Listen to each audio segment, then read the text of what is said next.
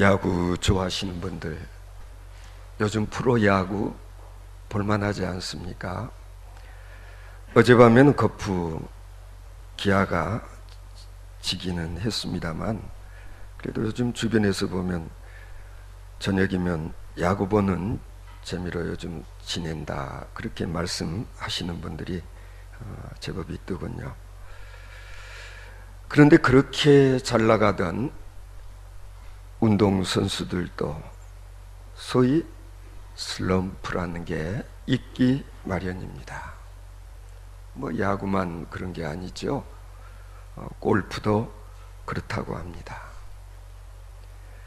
요즘 우리 교우들 결의 때문에 KLPGA 한국 여자 프로 골프 시합에 관심을 갖는 분들이 많아졌습니다. 프로 골퍼가 골프를 치다가 슬럼프에 빠져서 기록이 저조하고, 그리고 그 상태에서 헤어나지 못하게 될 때 해결책은 딱 한 가지밖에 없다고 합니다. 다시 원점으로 돌아가서 처음 골프를 배우던 식으로 다시 훈련을 받는 것이 상책이라고 합니다. 골프채를 치는 것부터 시작해서 몸과 발과 심지어는 이 마음까지 다시 원점에서 시작을 해서 훈련을 쌓아 올려야 슬럼프로부터 벗어날 수 있고, 그리고 향상된 점수를, 성적을 낼 수 있다고 하는 얘기를 들은 적이 있습니다. 지금 뭔가 잘못되었다고 생각될 때 그 잘못된 자세, 잘못된 방법을 그대로 반복하면서 아무리 열심을 내고 부지런을 떤다고 절대로 나아지지 않는다고 전문가들이 그렇게 이야기를 합니다. 실상 스포츠 게임만 그런 것이 아닙니다. 사업도 마찬가지입니다. 잘 될 때도 있고, 그리고 호경기가 있으면 반드시 불경기가 오듯이 아무리 노력을 해도 잘 안 되는 그런 때가 반드시 있기 마련인 것입니다. 여러분들, 항상 건강할 수만은 없지 않습니까? 누구나 다 건강을 잃고 그리고 병약해질 수 있는 것입니다. 컨디션이 좋을 때도 있고 나쁠 때도 있는 것이 정상입니다. 소위 우리 몸에는 신체의 바이오 리듬이라는 것이 있다고 하는 것은 뭐 이제는 상식에 속하는 일 아닙니까? 항상 베스트 컨디션을 유지할 수 있으리라고 기대하는 것은 욕심이라는 것입니다. 항상 승진만 하라는 법이 없습니다. 올라갈 때가 있으면 내려갈 때도 있는 것입니다. 경제도 그렇지 않습니까? 항상 성장 일변도를 향해 갈 수 있다면 얼마나 좋겠습니까? 그러나 세상 만사가 그렇지를 못합니다. 때로는 내리막길을 가지 않으면 안 될 때도 있습니다. 저는 가끔 예수님께서 왜 이런 말씀을 하셨을까? 먼저 된 자가 나중되고 나중된 자가 먼저 되는 경우가 있다고 말씀하셨습니다. 중요한 것은 우리가 잘 나가고 건강하고 그리고 출세하고 모든 일들이 내 마음 먹은 대로 잘 될 때는 문제가 없습니다. 그럴 때는 누구라도 여유를 보일 수가 있습니다. 사실 누구에게라도 그럴 때는 너그러울 수가 있습니다. 그러나 경험들 해보시지 않습니까? 하는 일마다 실패로 끝나고 그리고 건강을 잃어버리고 최악의 상황에 처했다고 생각할 때는 여유를 잃어버립니다. 별것도 아닌 일에 신경질을 부립니다. 자존심을 내세웁니다. 신경이 예민해질 수밖에 없습니다. 그러면 그럴수록 소위 악순환의 연속입니다. 내가 허우적거릴수록 더 깊은 수렁으로 빠져 들어가는 것을 경험해 보시지 않았습니까? 바로 이럴 때, 그럴 때면 가차없이 원점으로 돌아가서 다시 시작하는 것이 지혜요, 그리고 수습의 한 방법이며 슬럼프로부터 벗어날 수 있는 최상의 방법이라는 것입니다. 성도 여러분, 요즘 형편이 어떻습니까? 모든 일들이 순풍에 돛단 듯이 잘 되고 있습니까? 아니면 힘들고 어려운 일들의 연속으로 죽을 지경입니까? 어려운 때일수록 처음부터 다시 시작하는 일이 중요하답니다. 우리 신앙인들의 경우는 초심을 잃지 않아야 된다, 아니면 원점으로 돌아간다고 하는 것이 무엇을 의미하는 것일까? 여러분, 뭐라고 생각하십니까? 원초적인 신앙의 자세로 다시 돌아가라는 그런 뜻이 아닐까요? 내가 처음 신앙 생활할 때의 그 순수한 마음으로 되돌아가서 다시 시작하라는 것입니다. 나도 모르는 사이에 내 자신의 신앙 자세가 흐트러지고 그리고 믿음이 변질되어 있는 경우가 많습니다. 오늘 본문 말씀을 보면은 이스라엘 민족이 지금 최악의 상황에 처해 있습니다. 전시 상황에서 고전의 고전을 면치 못하고 있습니다. 아니, 실패의 연속입니다. 이전과는 전혀 상황이 같지를 않습니다.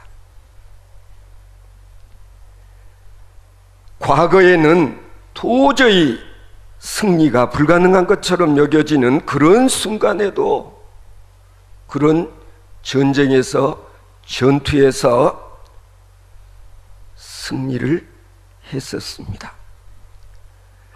사무엘상 13장에 보면 사울이 왕이 되어 블레셋 군대가 해변에 모래알같이 많았던 그런 상황에서도 승리를 하였고, 그리고 15장에 보면 아말렉 족속과의 전쟁에서도 그들을 진멸하는 그런 승리를 거두었습니다.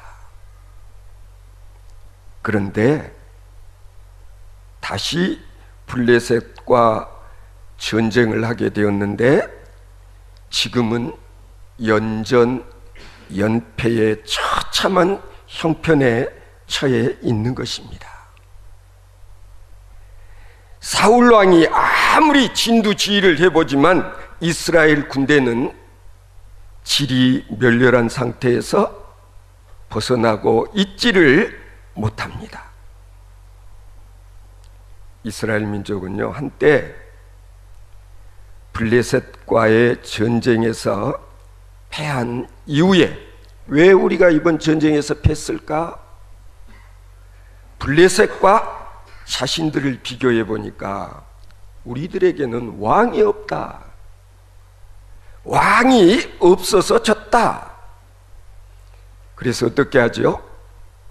사무엘 선지에게 왕을 세워달라고 요구를 합니다. 여러분, 이스라엘의 왕이 없습니까? 이스라엘의 왕이 누구입니까? 여호와 하나님. 만군의 여호와 하나님이 자신들의 왕이라는 이 믿음을 저버리고 왕을 세워달라. 자, 하나님 입장에서는 이와 같은 이스라엘 민족의 요구가 마음에 들었겠습니까? 그러나 하나님께서는 사무엘 선지에게 왕을 세워주라고 그렇게 이야기를 하십니다. 이스라엘 민족들이 생각하기에는 블레셋 적군에는 골리앗과 같은 정말 거장이 있어서 도저히 우리로서는 상대하기가 어려울 뿐만 아니라 왕이 없으니까 일사불란하게 전투 수행이 불가능하다고 생각하고 왕을 세워달라고 했던 것입니다. 결국 그렇게 해서 세워진 이스라엘의 최초 왕이 누굽니까? 사울이 왕이 되었던 것입니다. 그런데 사울이 왕이 되어진 초기에는 방금 전에 말씀드렸던 대로 나름대로 불리한 여건 속에서도 전쟁에 승리를 하는 그런 일들이 있었지만 이제 점점 위기로 내몰리고 그리고 연패하는 이런 상황이 계속되어지고 있을 때 다윗이 이 전쟁터에 나타나게 됩니다. 어린 다윗의 눈에 비친 어른들의 모습, 야, 요 어른들 보니까 참 한심하네. 납득이 되지를 않네. 골리앗이라는 자가 이스라엘 군대를 모욕하여도 어른들은 그의 말을 듣고 놀라 크게 두려워하면서 도망치기에 급급한 모습을 다윗은 보았습니다. 어찌 저 할례 없는 블레셋 사람이 누구관데 살아계신 하나님의 군대를 모욕하는가? 다윗은 자신이 나가서 싸우겠다고 형들에게 그리고 사울 왕에게 간청하며 나서게 되는 것입니다. 여러분 아시지 않습니까? 사실 다윗은 나이가 아직 어리고 이 전장터에 전사로 싸우기 위해서 온 것이 아니라 아버지 이새가 전쟁터에 나가 있는 형들에게 볶음곡식, 떡, 그리고 치즈를 건네주고 그리고 형들의 안부를 확인하고 살피고 오라고 해서 전쟁터에 오게 되었던 것입니다. 그런데 와서 보니까 상황이 이러한지라 이 꼬마가 어른들도 무서워하는 골리앗을 자기가 상대하겠다고 나섬으로써 형들도 놀랐고, 그리고 사울 왕까지 놀랍니다. 그렇지 않았겠습니까? 말리는 것이 너무나 당연하지 않았겠습니까? 그러나 다윗이 골리앗과 상대해서 싸워보겠다고 나선 것은 골리앗에게는 아직 원초적인 신앙이 남아 있었기 때문이다 라는 사실을 우리가 주목할 필요가 있는 것입니다. 다윗 자신은 이미 사자와 곰도 친 경험이 있는데,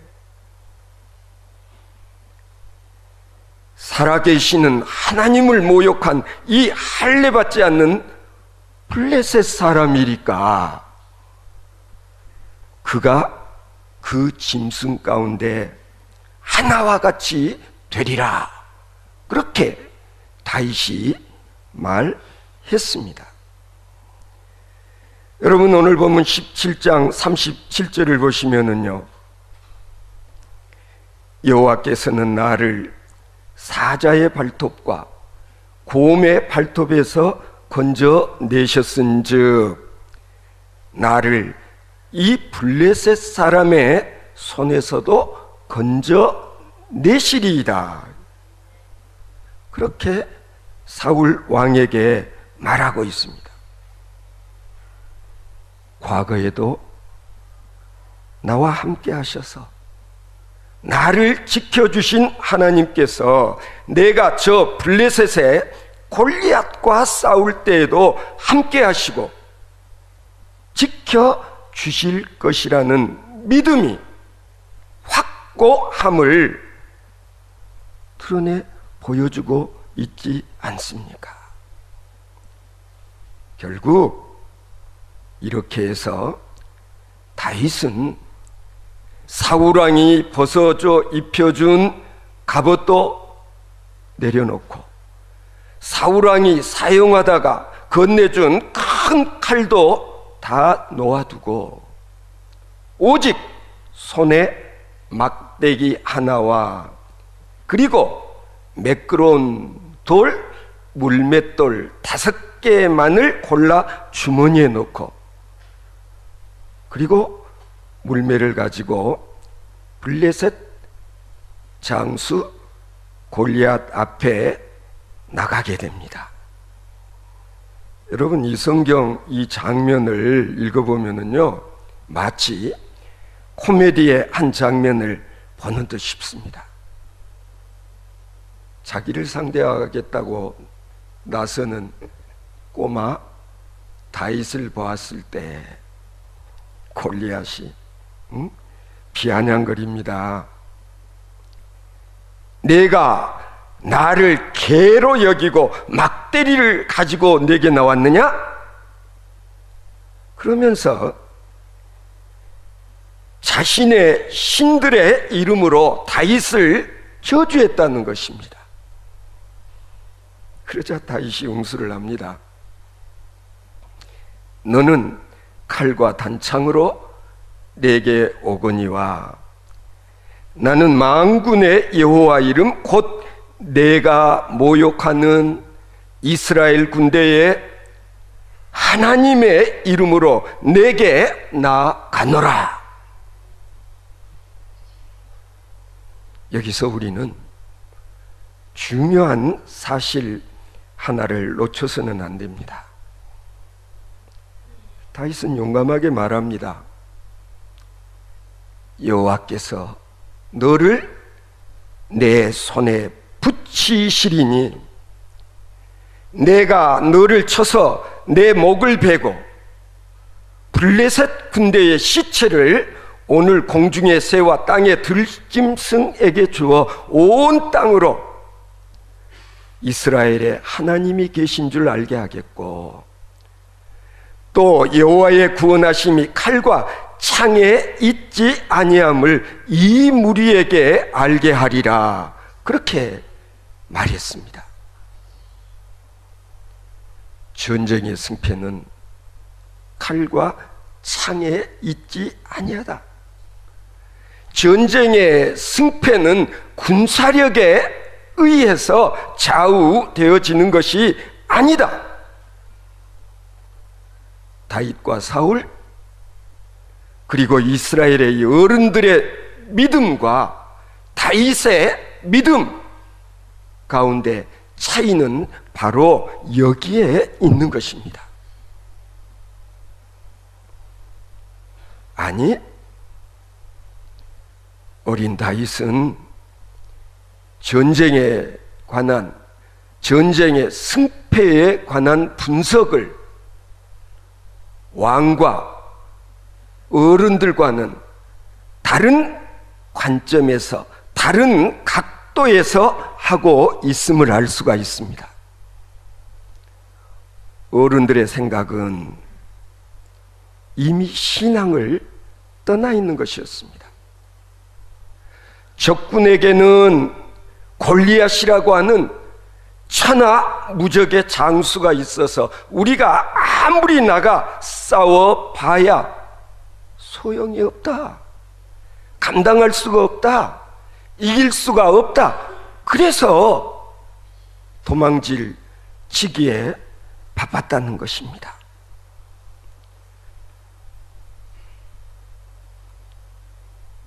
그들은 전쟁의 패인을, 왜 우리가 전쟁에 지는가 하는 이유를 골리앗과 같은 장수가 우리에게는 없다고 생각한 이것이 다윗과는 다른 점이었어요.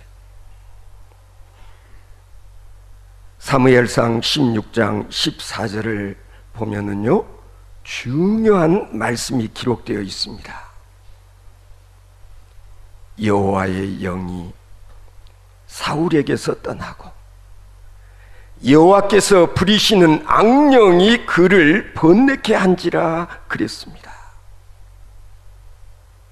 그렇습니다.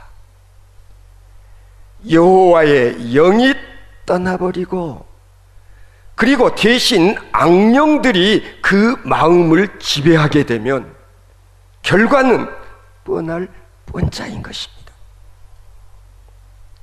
이것은 사울왕이 초심을 잃어버린 것, 사울왕이 처음 신앙을 상실해 버렸음을 상징적으로 보여준 그런 표현인 것입니다.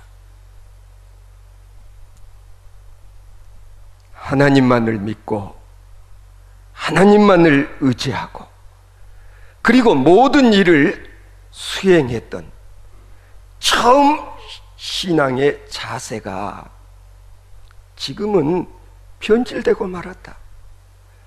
그런 사울 왕의 신앙이 변질되어지고 말았다. 우리는 이 사실을 명심해야 됩니다. 우리가 하는 모든 일들의 배후에는 하나님이 역사하고 계신다. 주님의 몸된 교회, 하나님의 장중에 하나님의 손에 이끌리는 교회는 절대로 교회가 허물어지거나 교회가 망할 수가 없는 것입니다. 하나님의 영이 떠나버린 교회,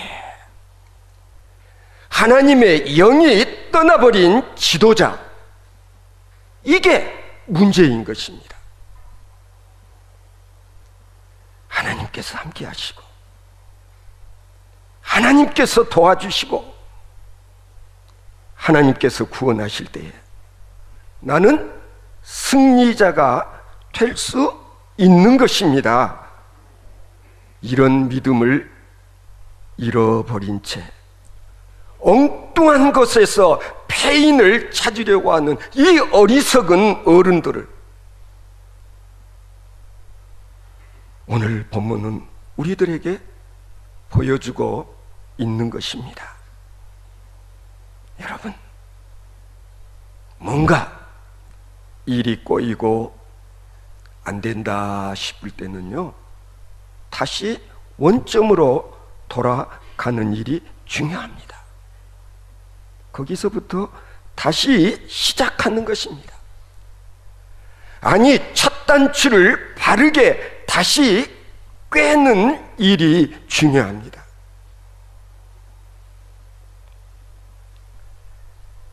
세상에 많은 사람들이 자신을 불행하다고 생각하는 경향이 있습니다. 불행이란 가지고 싶은 것을 못 가졌다는 데에 있는 것이 아니고, 내가 가지고 있는 것조차도 헤아리지 못하는 데서 비롯되는 것입니다. 내게 있는 이것의 가치, 이것의 소중함을 모르게 되어진 그러한 때에 위기가 오게 되어지는 것입니다. 자, 다시 한번 원점으로 돌아가서 헤아려 보십시다. 그동안 하나님께서 우리에게 얼마나 많은 복을 주셨는가를, 하나님께서 그동안 우리에게 얼마나 넉넉한 것을 주셨는지를 잊어서는 안 됩니다. 소원을 성취 못해서 불행이 오는 것이 아니라 현실의 의미를 제대로 파악하지 못하기 때문에, 의미를 몰라서 스스로 불행하다고 그렇게 생각하는 것이 문제인 것입니다. 성도 여러분, 경험하지 않았습니까? 하나님께서는 값없이 우리에게 베푸신 것이 너무나 많습니다. 저는 우리 드림교회를 이곳에 세워주시고 무에서 유를 만들어 나아갈 수 있음을 하나님께서 우리에게 경험할 수 있게 해 주시지 않았습니까? 상상하지 못했던 도움과 상상할 수 없었던 그와 같은 물질의 여유까지도 하나님께서는 우리에게 허락해 주셨습니다. 뿐만 아닙니다. 하나님께서는 이사야 선지를 통해서 우리에게 약속하셨습니다. 내가 너를 창조하신 이가 말씀하시느니라. 너는 두려워하지 말라. 내가 너를 구속하였고 내가 너를 지명하여 불렀나니 너는 내 것이라. 내가 물 가운데로 지날 때에 내가 함께할 것이라. 강을 건널 때에 물이 너를 침몰치 못할 것이며 내가 불 가운데로 지날 때에 타지도 아니할 것이요 불꽃이 너를 사르지도 못하리니 대저 나는 여호와 내 하나님이요 이스라엘의 거룩한 이요 내 구원자임이니라. 그렇습니다. 어린 다윗은 이 사실을 이미 깨달아 알고 있었습니다. 아니, 이와 같은 원초적인 믿음을 지니고 있었습니다. 그래서 담대히 이 믿음을 갖고 골리앗 앞에 나갈 수 있었던 것입니다. 전쟁은 여호와께 속한 것인즉 그가 너희를 우리 손에 붙이시리라. 결국 다윗은 물매로 골리앗을 쓰러뜨려 쳐 죽이고 승리자가 되었습니다. 오늘은 6.25 전쟁 68주년이 되는 날입니다. 일제 식민지 하에서 해방이라는 것을 우리 스스로 쟁취하였던가요? 6.25 전쟁을 우리 힘으로 종식시켰던가요? 아닙니다. 하나님께서 행하신 일입니다. 하나님께서 보호하셨습니다. 여호와의 구원하심이 창과 칼에 있지 아니함을 우리가 다시 한번 되새기며 하나님의 말씀에 청종하면 하나님께서는 우리에게 오늘도 어떠한 싸움에서든지 승자가 되게 해 주실 줄로 믿으시기 바랍니다.